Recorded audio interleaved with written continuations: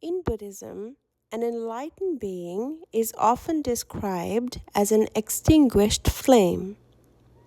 Where did the flame go? When the candle was lit, there were many causes that were present: the wax, the wick, molecules of oxygen, the heat, and then one or more of these causes ceased, and therefore the flame is no more. What was the flame 2 minutes ago? That had similar causes: wax, wick, molecules of oxygen, heat, but different molecules of oxygen, a different blob of wax, different part of the wick that was in contact with the heat. So what happened between those moments?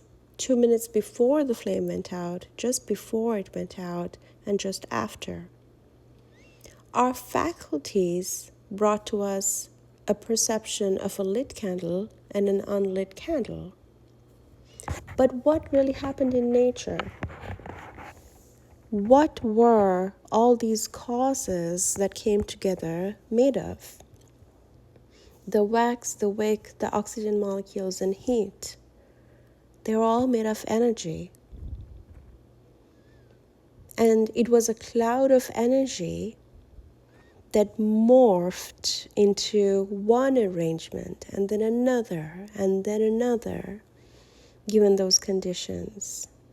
Just like everything else that we perceive, everything around us that we see, hear, smell, taste, and touch are just clouds of energy.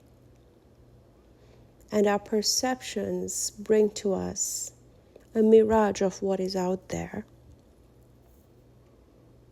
And such is the nature of all phenomena.